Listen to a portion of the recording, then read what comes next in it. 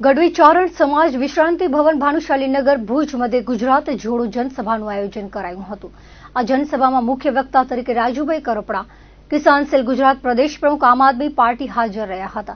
તેમણે કચ્છના લોકોને ભાજપની ભ્રષ્ટાચારની નીતિના કારણે કચ્છમાં થતી ખનીજ ચોરી, ખેડૂતોને લગતા પ્રશ્નો, મોટી કંપનીઓ અને ભાજપની મિલીભગતના વિવિધ પ્રશ્નો વિશે આક્રમક રીતે તેમના વિચારો રજૂ કર્યા હતા। રાજુભાઈના હસ્તે વિવિધ વિસ્તારોમાંથી અનેક નવા કાર્યકર્તાએ પાર્ટીનો ખેસ ધારણ કરી આપમાં જોડાયા હતા। કાર્યકારી પ્રમુખ કૈલાશદાન ગઢવીએ ભાજપા સરકાર પર આકરા પ્રહારો કર્યા હતા। ભાજપના શાસનમાં ભ્રષ્ટાચાર વધ્યો છે। કચ્છના ચૂંટાયેલા જનપ્રતિનિધિઓને પોતાના ધંધાઓમાં જ રસ છે, પ્રજાના પ્રશ્નો ધ્યાને લેતા નથી। આ ઉપરાંત કચ્છમાં અધિકારી રાજ ચાલી રહ્યું છે। તલાટીથી માંડી ઉચ્ચ વહીવટી અધિકારીઓ કોઈને ગાંઠતા નથી। કચ્છના સાંસદ અને ધારાસભ્યોનું પણ કાંઈ ઉપજતું નથી। કચ્છની જનતા હવે ભાજપના કુશાસનથી ત્રસ્ત બની છે, ત્યારે આમ આદમી પાર્ટી કચ્છની જનતાના પ્રશ્નો માટે અવાજ બુલંદ બનાવશે।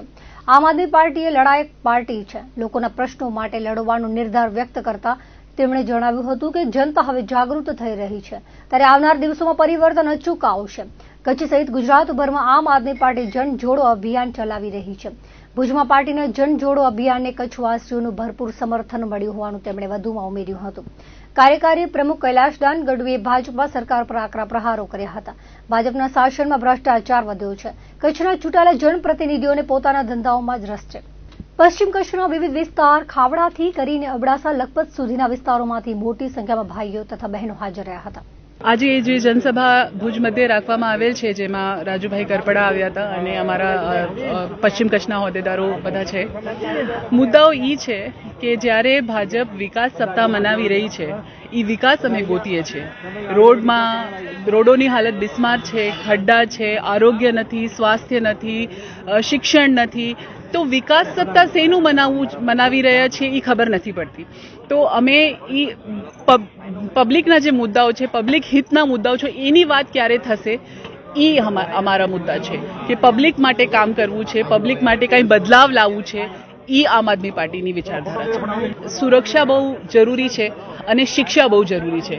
એ બે મુદ્દાઓ પર આમ આદમી પાર્ટી જે છે એ મહિલાઓ માટે કામ કરવાની સૌથી પ્રાયોરિટી અમારી એ છે કે સુરક્ષા હોવી જોઈએ અને શિક્ષા હોવી જોઈએ એના માટે। ગુજરાત જોડો જનસભા અંતર્ગત ગુજરાતના તમામ શહેરોમાં, તમામ વોર્ડમાં, તમામ જિલ્લા પંચાયતની સીટ વાઇઝ આમ આદમી પાર્ટી દ્વારા એક મહિનાથી ડેઇલી 35 થી 40 કાર્યક્રમો થાય છે, 35 થી 40 સભાઓ થાય છે।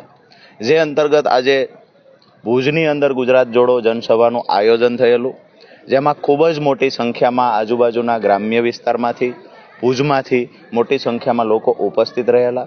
સાથે જ ખાસ કરીને ભુજની જે સમસ્યા છે, જે સ્થાનિક લોકોએ વર્ણવી છે, તો અહીંયાના ભાજપના નેતાઓ જે ખરેખર ખનિજ માફિયાઓ સાથે મળેલા છે, ક્યાંક ને ક્યાંક ભુજ જે છે, કચ્છ જિલ્લો છે, એ કુદરતી સંપત્તિનો અખૂટ ભંડાર છે, પરંતુ એને કોઈ લૂંટવાનું જો કામ કરતું હોય તો ક્યાંક ને ક્યાંક ભાજપના નેતાઓ કચ્છની ધરતીમાં રહેલું ખનિજ લૂંટી રહ્યા છે। કોઈ જાતના પરવાના વગર બેફામ, બે રોકટોક રાતોમાં હજારો ડમ્ફરો રેતી ચોરી થાય, લિગ્નાઇટ, બોક્સાઇટ ચોરી થાય છે। આજે ભુજની અંદર, કચ્છની અંદર સરકારી શાળાઓનો અભાવ છે, પૂરતા ઓરડા નથી। ગરીબો, ખેત મજૂરો, ખેડૂતોને પોતાના બાળકોને ભણાવવા મોકલવા છે, સરકારી શાળાની વ્યવસ્થા સારી નથી, પૂરતા ઓરડા નથી, શિક્ષકો પણ નથી। આરોગ્યની વાત કરીએ તો આરોગ્યની અંદર પણ ક્યાંક ને ક્યાંક પૂરતા ડોક્ટરોનો અભાવ હોવાના કારણે વારંવાર લોકોના મૃત્યુ થતા હોય એ સમાચાર મળી રહ્યા છે। અહીંયા આરોગ્ય વ્યવસ્થાની વાત કરતા હોય તો પૂરતા સંસાધનો પણ અભાવ છે, પૂરતા ડોક્ટરો પણ નથી। ક્યાંક ને ક્યાંક ભુજની અંદર પણ નગરપાલિકાનું 125 કરોડ કરતાં વધારેનું બજેટ હોવા છતાં આ ભુજ નગરપાલિકામાં ગટર વ્યવસ્થાના નામે મીંડું છે। જે પોશ એરિયામાં આજે આપણે ઊભા છીએ, એ પછી રેવન્યુ કોલોનીની વાત કરીએ કે પછી અહીંયા જ્યાં ઊભા છીએ સંસ્કારનગરની વાત કરીએ, આ તમામ સોસાયટીની અંદર ક્યાંક ને ક્યાંક જે ખરેખર પ્રાથમિક સુવિધાઓ મળવી જોઈએ તેના નામે અભાવ છે, મીંડું છે। વરસાદ પડ્યા પછી બે દિવસ સુધી પાણીનો નિકાલ થતો નથી। ગટોરાના પાણી બજારોમાં ઉભરાઈને બહાર આવે છે। ક્યાંક ને ક્યાંક રોડ રસ્તાની અંદર પણ ખાડા પડ્યા છે। ગટરોના ઢાંકણા ખુલ્લા હોય તો 5-5 દિવસ સુધી ઢાંકણું બંધ કરવા કોઈ આવતું નથી। વાત એ છે કે એક સમયની અંદર ભુજ તળાવોની નગરી હતી, 32 થી વધારે તળાવો ભુજની આજુબાજુમાં હતા. આજે ભુજની અંદર તળાવો ભૂમાફિયાઓ ખાઈ ગયા. ભાજપના નેતાઓ ભુજના તળાવો ખાઈ ગયા છે. જેવી રીતે ઉદયપુર લેક નગરી છે એવી રીતે ભુજ પણ લેક નગરી હતી, પરંતુ ભાજપના નેતાઓ તળાવો ખાઈ ગયા, આ વિસ્તારનું ખનીજ ચોરી ગયા. આ વિસ્તારની અંદર ક્રાઇમની વાત કરીએ તો ગુનેગારી બેફામ બની છે. ક્યાંક ને ક્યાંક દારૂનો વેપાર તો થતો હતો.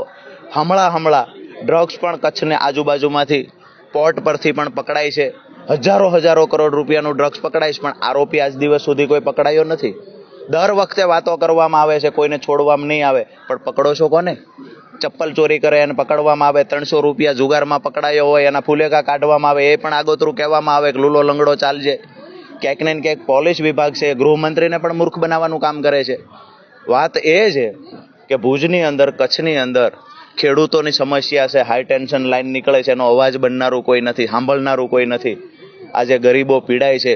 ઉદ્યોગપતિઓ, કંપનીના માલિકો, ભાજપ સાથે મળેલા નેતાઓ આજે કચ્છમાં બેફામ પૈસા બનાવી રહ્યા છે. ગરીબ દિવસે દિવસે ગરીબ બને છે, મજદૂર દિવસે દિવસે ગરીબ બનતો જાય છે. ક્યાંક ને ક્યાંક આત્મહત્યાનું પ્રમાણ પણ કચ્છની અંદર વધ્યું છે. એની પાછળ જો કોઈ જવાબદાર હોય તો ભ્રષ્ટ ભાજપની ભ્રષ્ટ સિસ્ટમ જવાબદાર છે. આજની આ જનસભામાં સમસ્ત કચ્છથી, જુદા જુદા એરિયાથી બધા કાર્યકર્તા મિત્રો બંધુઓ આવ્યા હતા, અને એ બધાને જે રીતે કચ્છમાં સરકારી વહીવટ ચાલી રહ્યો છે, ચૂંટાયેલા પ્રતિનિધિઓ કામમાં ફેલ જઈ રહ્યા છે, એમનો માન સન્માન નથી રહ્યો. એટલે હવે જરૂર છે કચ્છમાં કે નવા જનપ્રતિનિધિઓ લાવવાના, જેની વાત સરકારને, અધિકારીઓને સાંભળવી પડે, અને વિકાસ સંબંધી કરેલા એમના મુદ્દાઓને સરકારને ફરજિયાત પૂરા કરવા પડે. હાલના જનપ્રતિનિધિ છે જે લોકો છે એને અધિકારીઓ સાંભળતા નથી, સરકાર પણ એના માટે કંઈ કરતી નથી. જનપ્રતિનિધિ ઇફેક્ટિવ નથી ગયા, સરકાર નથી રહી ગયા. એટલે હવે આ ભારતીય જનતા પાર્ટીની જે ભ્રષ્ટાચારી સરકાર છે એને કાઢીને અસરકારક લોકોને લાવીએ, એનો એક સંકલ્પ આ સભામાં આવતા તાલુકા જિલ્લા પંચાયત માટે અને નગરપાલિકા માટે કરવામાં આવ્યું છે.